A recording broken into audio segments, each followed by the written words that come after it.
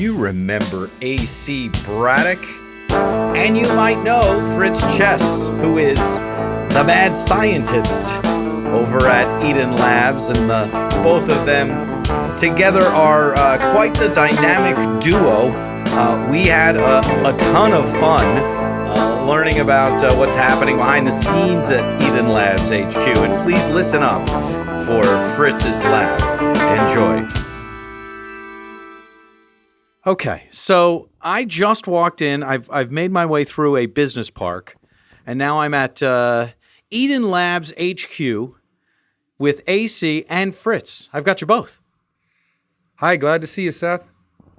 Here you are. Here we are. It's great. On a Saturday. It's cold and wet and raining here in Seattle. Yeah. Thank you so much for meeting me on Saturday. I very much appreciate it. No worries. But then again, this I am blaming on you, this weather. Okay. Yeah. If it was colder and wetter, we'd be happier because we ski. Aha. All right. Do you make moonshine? Because yes, this is a business park. This is a business office. I wouldn't mention, note anything other than your NCIA sticker. So then I look at the magazines. I can see maybe some cannabis information. And then is that a moonshine still right in front of us? We do have a moonshine still back there in the corner. It's just on display as a decoration. And so you've not made moonshine? I've made moonshine. And further question, have you made moonshine with that still? No, I prefer a glass distiller. I like to watch the alcohol condense on the condenser. I could watch it for hours. So AC kind of talked about your exploits. Get into that a little bit. Start with how would you come across, producing moonshine? How would that happen? Well, in the case I'm thinking of, a friend of ours who actually now works here, he called and complained that there were too many pears growing in his yard and he needed to get rid of these pears. So we drove over there, picked all the pears, sliced them up, put them in an apple crusher and made the juice, took it back to Seattle, fermented it, and I distilled it down. And then her little sister's boyfriend drank it all on New Year's Eve. It was delicious. It was really delicious. And he made 2 different proofs of it. And we had a little bit more. He didn't actually drink it all on New Year's. But He just finished it off. Yeah. All right. So I'm not going to get too far into the moonshine still, but how do you make 2 different proofs? Let's just get that out of the way. Well, I mean, you ferment it, and it's usually going to be, let's say, 15%, and then you put that in the still, and you reduce it by half by distilling, and then it's going to come out 30%, and then you redistill it again, and it's going to be 60%. So it's just a matter of different passes of distilling. So I made a 170 proof and an 85 proof, and that 170 proof is, as strong as that sounds, it still was real smooth and fruity tasting like the pears, but one shot and you'd be like, ooh. Well, it was a body rush. Yeah.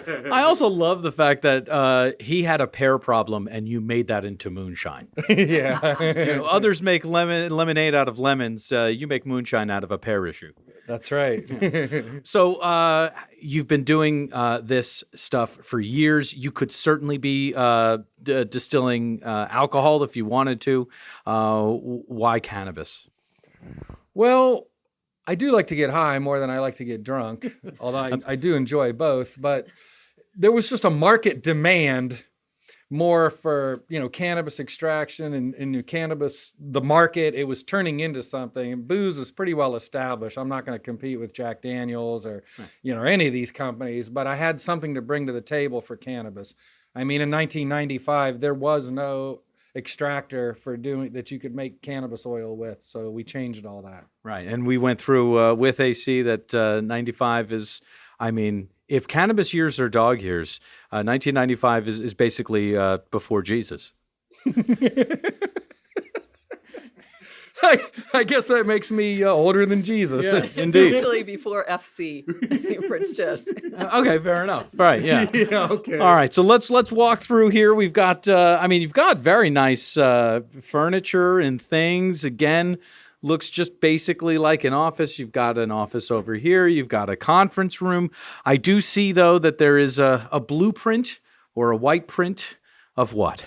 Well, that is our next gen FX 2x20 with fractionating separators and automation, basically like every little bell and whistle you could put on it. Currently, we can't quite afford to build one of those, but we're going to, or either that or someone's going to say, I'll pay for it, build it for us. But it would be the ultimate cannabis extractor. And what is the average size of a cannabis extractor that you're putting out right now? Like, dimension-wise? Well, we're basically living off of 20 liters right now. That's by far the most popular unit. So that means the extractor vessel has a volume of 20 liters, which translates into about 10 pounds of cannabis that we can extract in several hours, and you're going to get about a pound of oil. And what would this do here on the wall? Oh, well, that's a 2 by 20 liter, two 20-liter vessels, but it's also got an advanced pumping system that would reduce the time for extracting, and it would separate everything into like CBD and THC and terpenes and remove waxes. It would kind of like do it all. The all-in-one that you're talking about. Not only double the product in half the time, but there's more. Yeah, it would divide up all the constituents into their separate parts. So I can take out my terpenes and then add them back. Yep, because that's fun. Exactly. All right, so let's go around the corner, and here we go. I see some parts here, right? Immediately, stacks and stacks and stacks of parts, Yeah, right? a lot of this section right here is a lot of our tabletop units, our glassware units, parts for systems, but primarily this is all benchtop systems here. So you guys do go down to tabletop. How how much can I get out of a tabletop unit? Well, I mean, our least expensive unit is only a couple $100. Called Cold Finger Home Unit. That was the original Eden Labs extractor, and you can just use that on a stove top, and it'll extract like a little quarter pound of cannabis in a couple hours, and you could get a decent amount of oil from it. Fair enough. It's for friends and family kind of thing. Right, homegrown, home extracted. Yeah, that's where it all started. But we turn the corner here, and now there's probably about 8-10 machines in here, and they're kind of great, right? Yeah, this is I don't even know how many generations at this point, but our CO2 extractors we call Hi-Flo. And most of what we see here is 20-liter systems. Some of them are 2,000 PSI. That one with the crazy looking closure is a 5,000 PSI unit. And this is what people are buying for the legal cannabis extraction market. So the 5,000, just to take us through, because it's visually striking, why does it go up so damn high, Fritz? Well, in the case of cannabis, you can extract faster at higher pressures, and you'll pull a different profile than you do at lower pressures. Having said that, most people get the low pressure systems, and those are more than adequate for almost what anybody needs to do. But we build systems as high as 15,000 PSI. None of that would apply to cannabis, but it applies to a lot of other herbs. I want to make it clear that Eden Labs isn't just a cannabis company. We've been serving the natural products industry and all its different aspects for years. And, before cannabis, our main business was flavoring companies. Right. How is the business breaking down these days, percentage-wise, cannabis and other? Well, we really can't go into that. Okay.